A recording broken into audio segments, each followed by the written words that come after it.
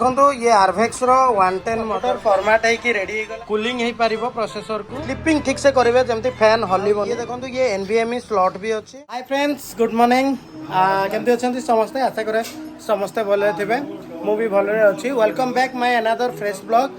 मु आज आपन को देखेबी हाउ टू असेंबल आपण असेंबल केमती करेंगे गोटे कंप्यूटर को पूरा स्टार्टिंग रू देखेबी कौन कौन दरकार केमती करेंगे कौन ना आ विंडोज केमती इंस्टॉलेशन करेंगे।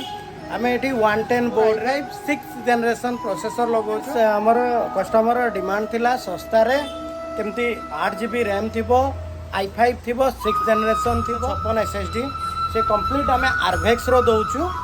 चलतु देखीदबा कंप्लीट केमती कौन करा ये आरभेक्स रो 110 मदरबोर्ड एटा बोर्डटा आम ये बाहर करूँ। प्रोसेसर लगा प्रोसेसर लगाइबा ये देखो प्रोसेसर कट अच्छी एटी गोटे कट आटी गोटे कट ए कट अनुसार प्रोसेसर लगे आम ए डाटार रैम लगेचु ये लगी 8GB DDR4 रैम।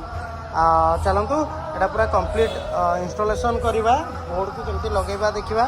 आ ये देखो ये एनवीएमई स्लॉट भी अच्छी आम एनवीएमई भी लगे पारिबा।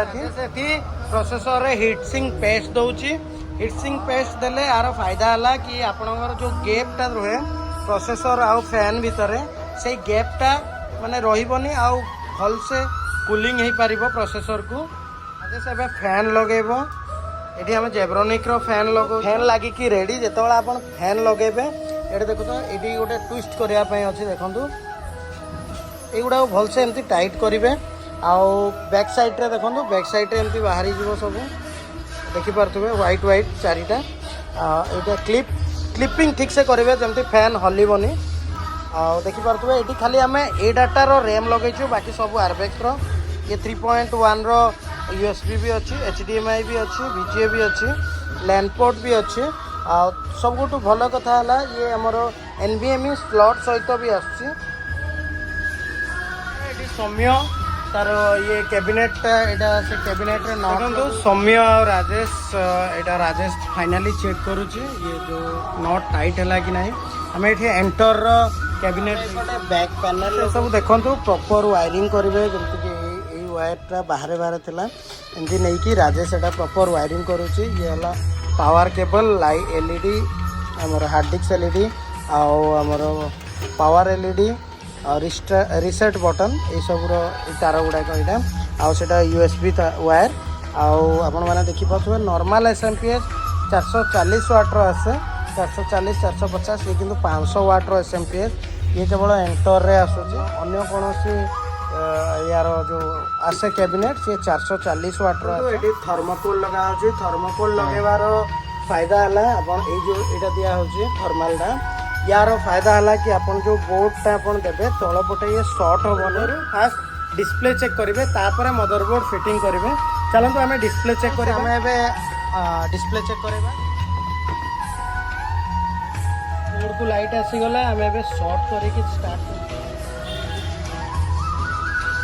देखिए बोर्ड ऑन हो गला देखिए डिस्प्ले भी आसीगला टिके टाइम लगे। ये देखिए 4 कोर रो 2.20 GHz i5 6400T माने ये आपनकर 6th जनरेशन प्रोसेसर लगी।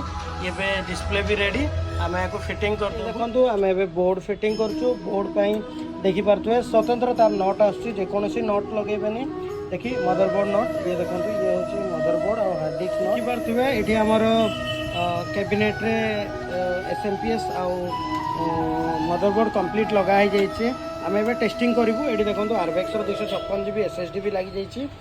आम कम्प्लीटली एवं देखा आउ थे आम डिस्प्ले चेक करेबू प्रॉपर चालू डिस्प्ले भी आसीगला माने सिस्टम रेडी। आपको बर्तमान आम फॉर्मेट मारिडो 10 इंस्टॉलेशन हम तापाई बोले आम ये पेनड्राइव लगे की मारिकी आपण मैंने फास्ट बुट तापर नेक्स्ट करेंगे इंस्टॉलेशन करेंगे।